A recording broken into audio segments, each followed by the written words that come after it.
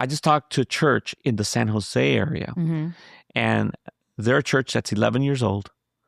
They had 100 people make professions of faith. They baptized a third of those. Wow. Right? So this is a church that's running roughly 250 people. And yet they baptized over 30 people last year, right?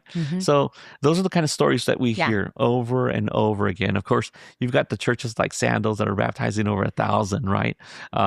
You have other churches like Southwinds and Tracy.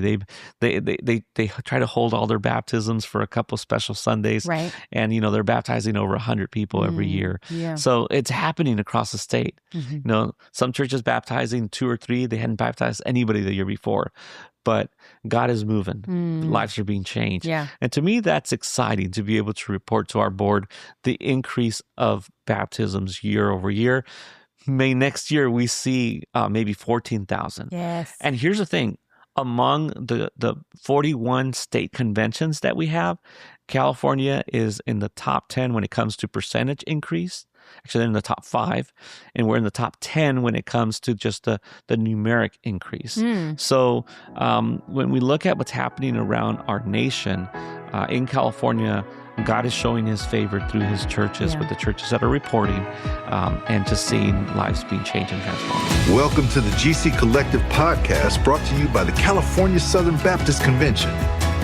From local missions to global impact, we explore the vision, passion, and heart behind our collective movement in California and around the world.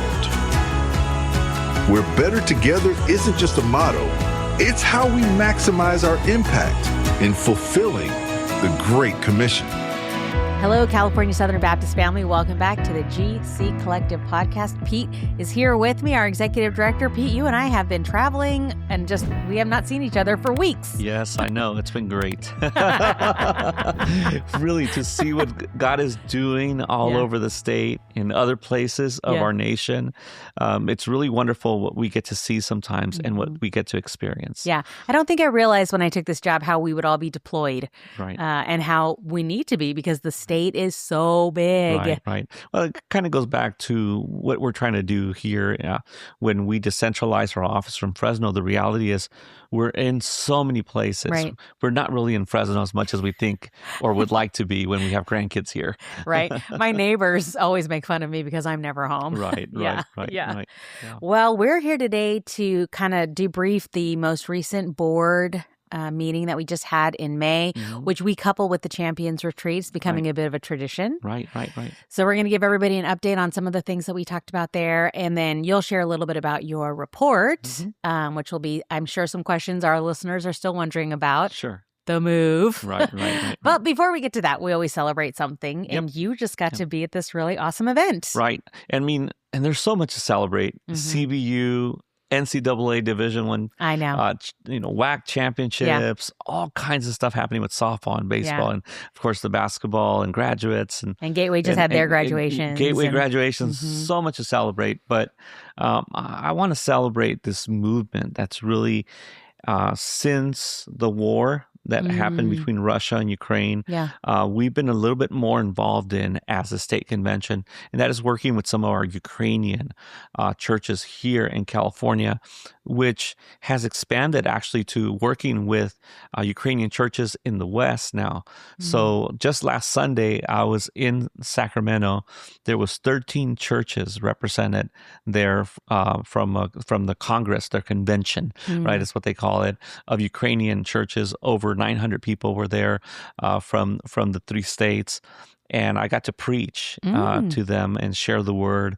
And they were focusing on the difference that the kingdom of God makes when it comes into your life. And so it was just so great to see all these brothers and sisters that have experienced so much suffering, have experienced having to leave their country and be refugees in this country, to see that so many of those that have left have come to faith in Christ, right?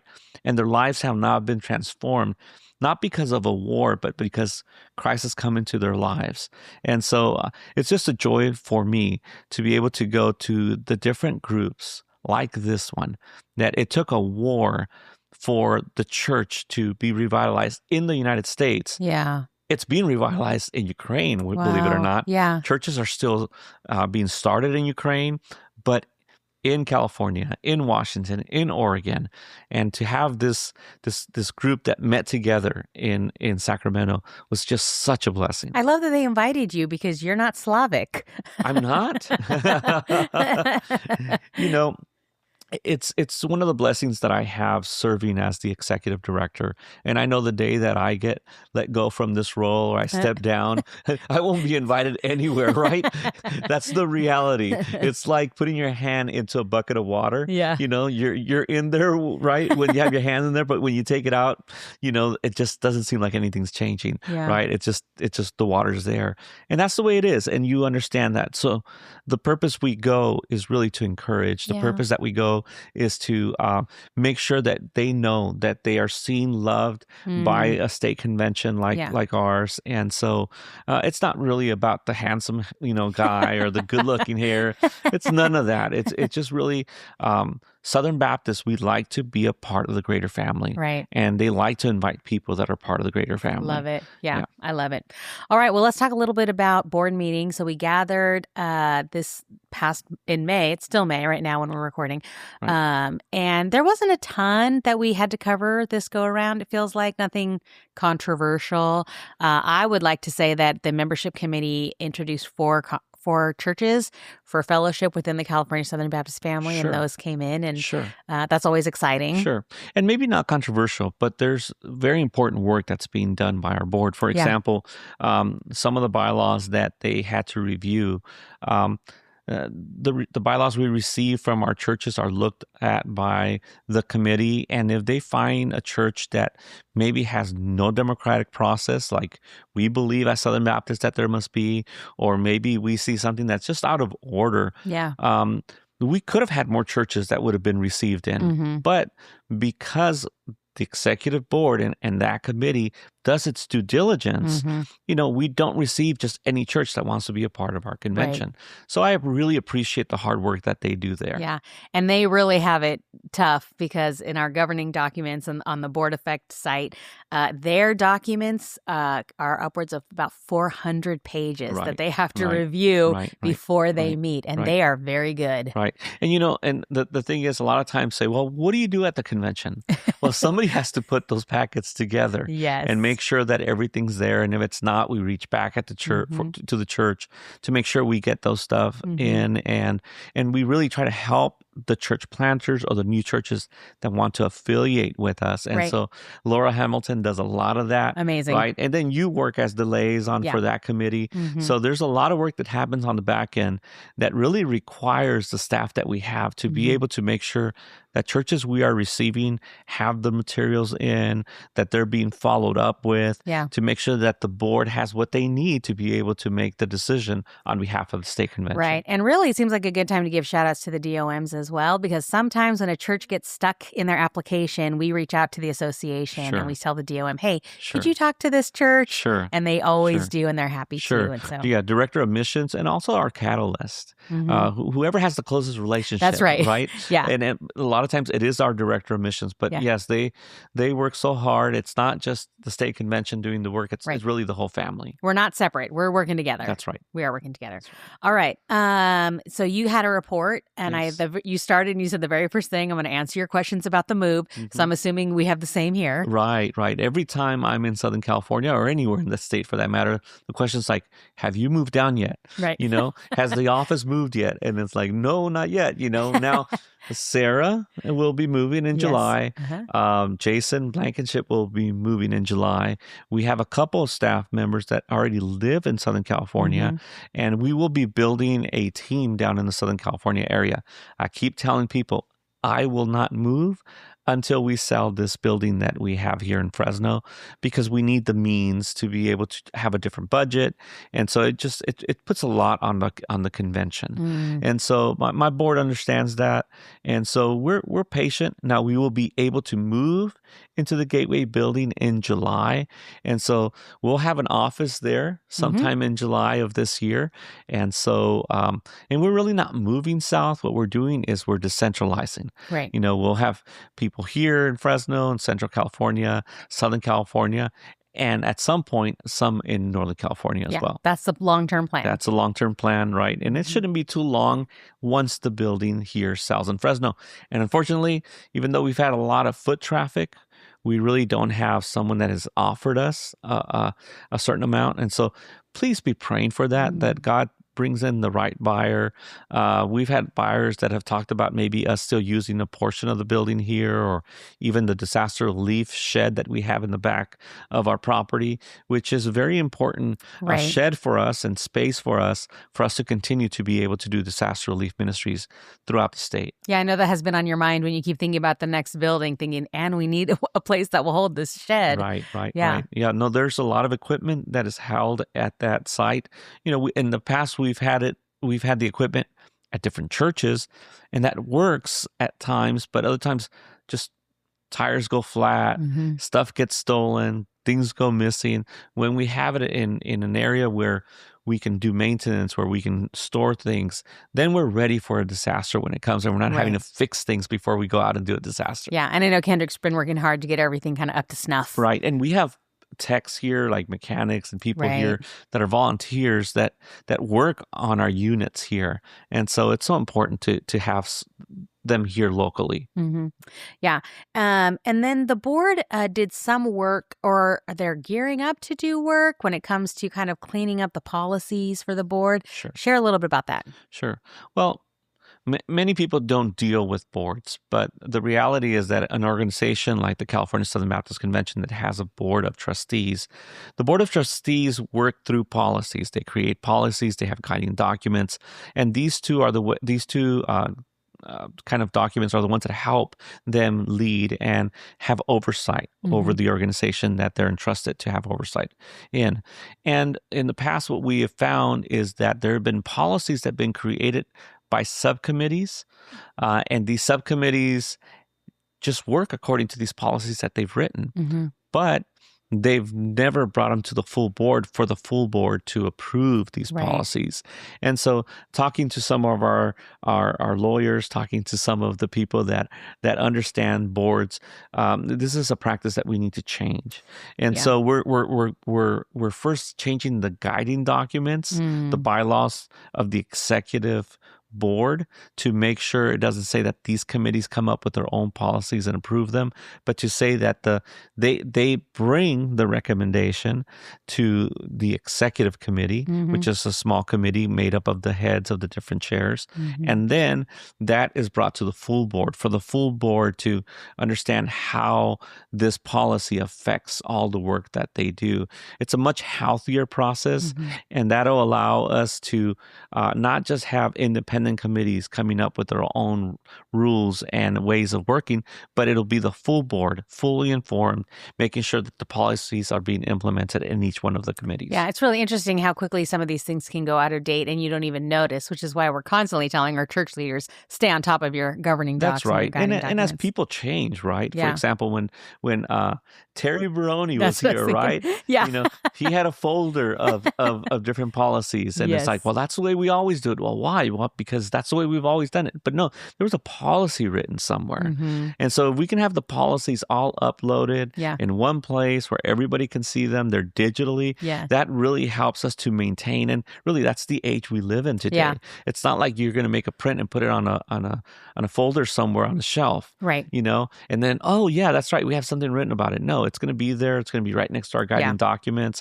And so we're just cleaning up the way that we administrate things to make sure that we make it easier for new board members, for board members that are coming onto new committees, and for staff that are coming in to be liaisons with our committees as well. Yeah. The communications committee was going through all of ours, and we found one that was the policy for the pocket calendar. Right. I was like, when's the last time we did a pocket calendar? Right. Some of our board members had never even heard of a pocket calendar in this digital age. That was done by the California Southern Baptist Convention, right? So it's good. It's good to kind of put eyes on everything again and get updates. So it seems like this is going to be a long process. It will be. One, it takes 2 meetings in order to be able to change any of our guiding documents.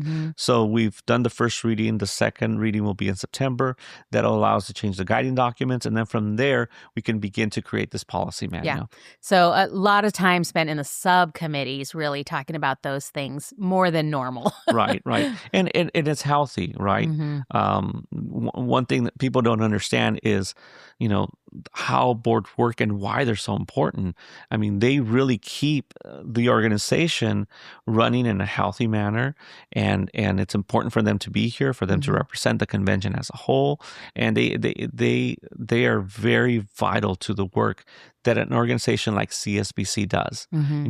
When we have to have, relationships with the universities and the foundations that are organizations that are, have hundreds of millions of dollars, that they have invested and that are running huge budgets, and even our budget that's not as big, our $6 million budget, but you have these people that we're accountable to, these church members and leaders that have skills like in accounting and in marketing and in ministry, in the stuff that we do. It's just so vital to have those folks. And as always, we had our reports from the foundation. Dr. Jonathan Jarbo did his report. Dr. Adam Groza did his report. And then it was fun to have Josh Moss there representing Cal Baptist. Yes. Giving a report for the year. Yes. And we've had Josh in the past, and I've actually been with Josh when we've done reports, like, for example, up in Northern California and in other associations. Josh is a great guy that's been there for a while, working at CBU. They have an excellent group of young men like Josh. Right. You have some other guys that have been there for a while, like Kent, they know what they're doing in their sleep. The establishment. Right. But you got these young guys that they're always training. It's just wonderful to see quality men like Josh and women at the university that are doing some really good work. Yeah. So it was fun to hear those updates. Lots of great stuff happening. In your report, I know that when we coupled it with the champions, we got to talk a little bit about baptisms. Yes. So one of the things that we saw coming out of COVID was that first, we didn't have a lot of churches that baptized during COVID, right? Right. At least right. Yeah. Then they weren't recorded. They were not many. There were like maybe a couple thousand. But in the last 3 years, right, 25, 24, and 23, we've been seeing an increase. And we've really focused hard, as you well know, through the app and through the relationships that we have with the church plants, with Send Network California.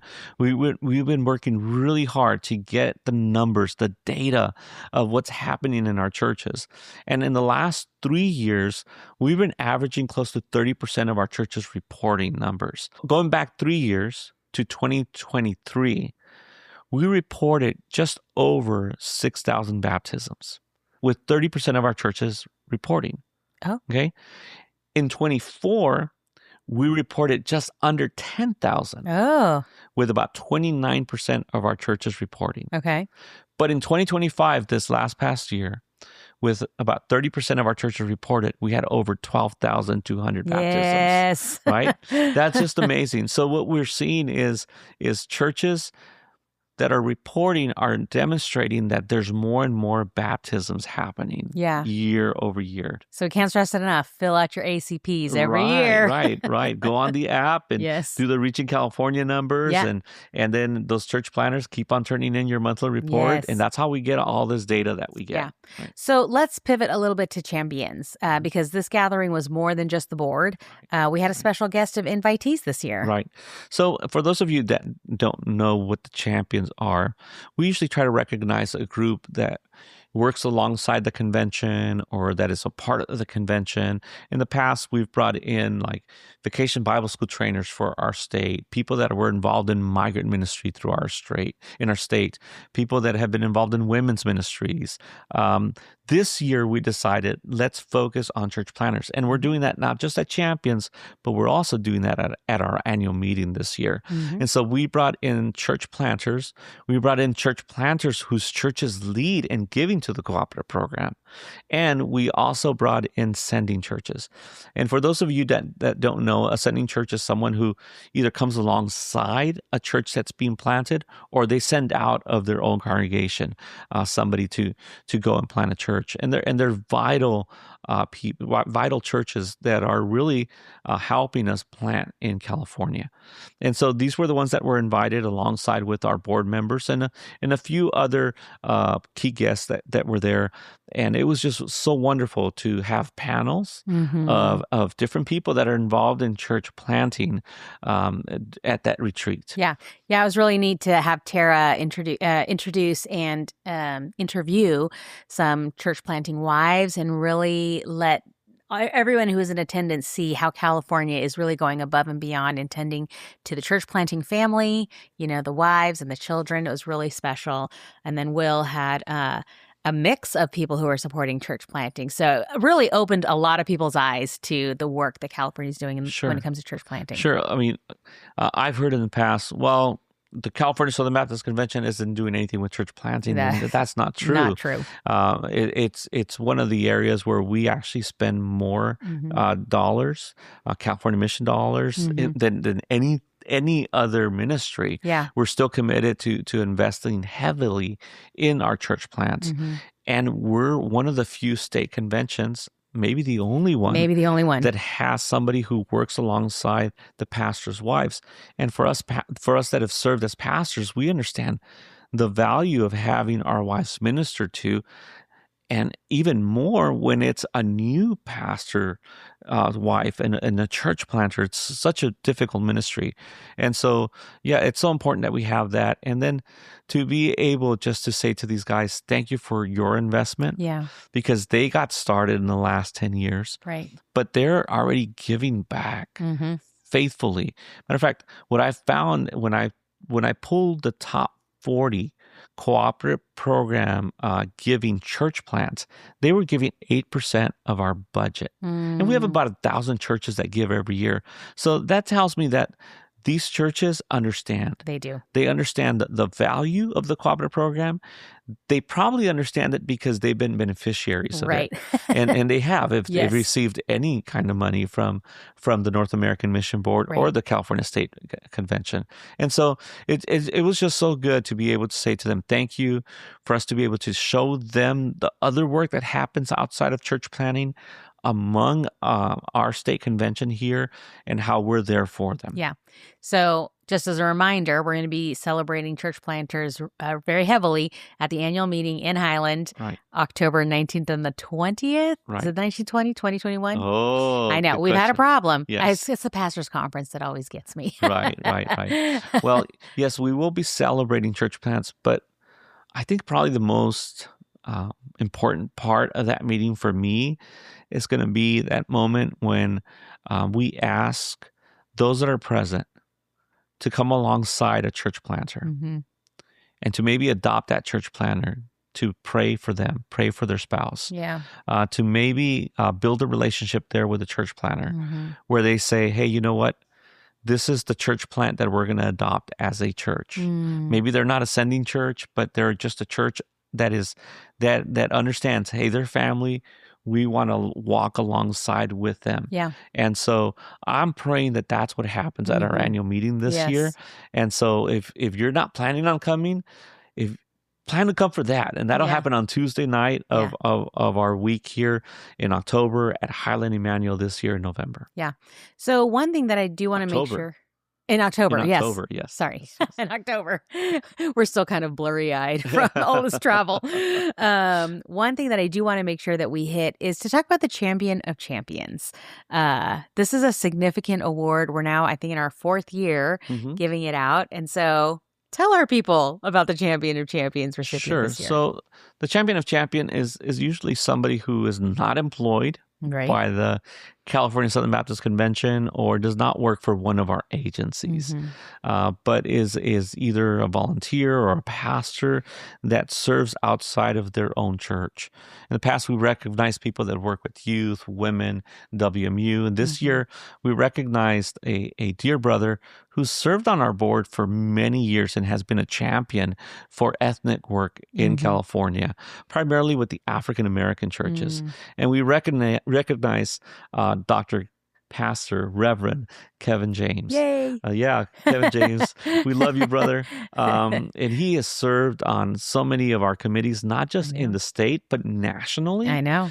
He has been a person who has been involved in church planting in California for decades now. He himself is a church planter. One of the things that I've known about Kevin is that as he's looking for these church planters, he makes sure that they align with the association, with the state convention, with the national. He makes sure that they're giving to all these organizations, and that they understand how what they receive, they need to be willing to give back. He makes sure that they're men of integrity.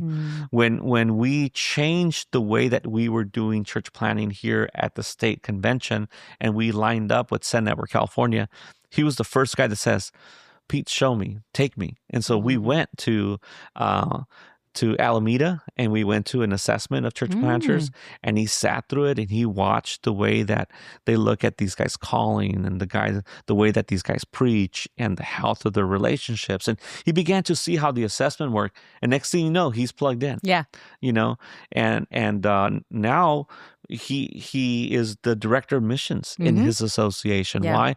Because he understands the need to do the work at a greater impact than what he just is doing at a local church, which is great. Yep.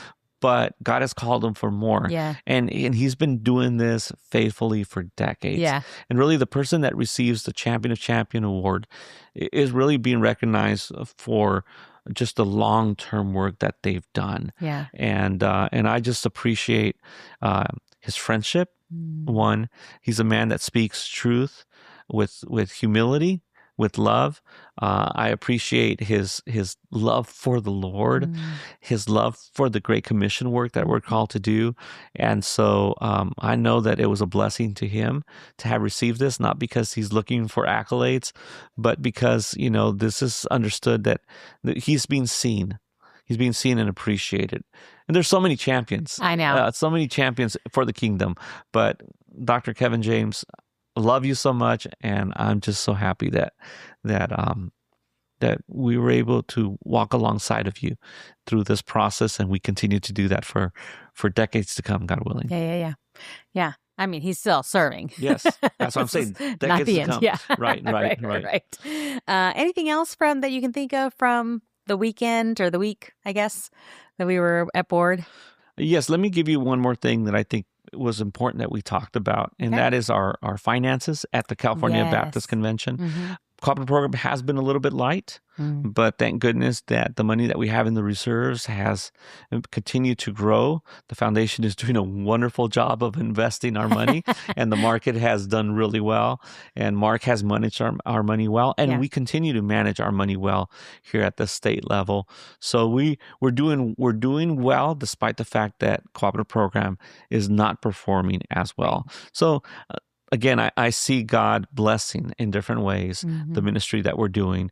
But anyway, that was one update that we gave to them. And financially, I believe Mark had said that we had a clean audit. They had just come through that process. Yes, we go through the audit every year, and usually at the end of April, we get our report, and their auditors are happy with not just how we manage the money, but also the fact that we have money. Right. That we're not like, we're going to be bankrupt in the next couple of months. No, we have resources to continue to do the work, and we continue to grow resources to do the work. Yeah.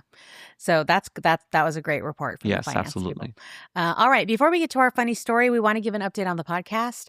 We're going to be going on hiatus for a little bit with the move happening here this summer, and our set is going to have to come down. And it's going to have to get transferred over. So we're going to take a break. Right.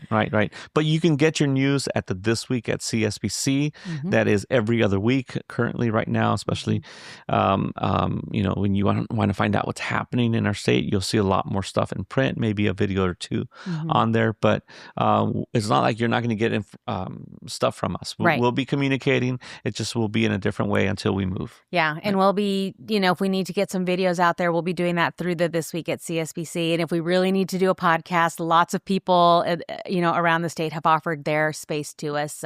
We'll use it as needed, but just know that we're going to go on a break for the summer. We'll definitely be back before our state convention, and hopefully even before that a little bit. Right. Yeah. All right. Funny story time. Okay, funny story. So those of you that are preachers, maybe some of you have had the opportunity to do like some of the stuff that I get to do. And that is to go to a church where they speak a totally different language that you don't even know how to say hi in. Okay. And again, being at this Ukrainian conference that I went to, this convention that I went to, there was a lot of conversation that was going on. And I'm going, I have no idea what they're talking about. And there was one point in the back room when we were getting ready to go out, one of the guys stood up. And I'm thinking, oh, this is going to happen right now, you know, because they were talking with the real thick Ukrainian accent. And I'm going, what is happening here? Yes. But you know, everything was calm. Okay. They were just being themselves, right? But when I was preaching, I was sharing about how we're longing for that day. That day when we are before the throne room. That day when, you know, the Lord is seated in his throne and there are people of every nation and tongue there seated. And I'm being translated by this young kid, right? As I'm saying these things. And I say, and we will always be speaking in Ukrainian. And everybody was just like, yes, you know? And I said, and because I'm Mexican, we will be eating tacos. And it wasn't even translated yet. And everybody started laughing. So I don't know why this guy was translating. They clearly understood tacos. Clearly understood tacos, right? And I mean, I think it's funny because, you know, there were close to 900 people there. And nobody needed translation for tacos. Tacos is universal. Right. Everybody knows that. Right. I don't know if we're going to be eating tacos in heaven. Every day is Tuesday in heaven. That's right. But it was quite funny, and everybody laughed, and that's so you fun. know, it's just neat to know that when we get to heaven, there's going to be such a rich mix of the ethnicities of every race. You know, because the Lord is just Lord is just like that. And we get to worship him with the new song. Yeah. That's a funny story. All right. Well, we're going to miss you guys over the next couple of months, but we're around. You can find us on our website. And until we're together again on a new set and a new day, thanks for listening in, everybody. And we'll catch you next time. God bless. Bye.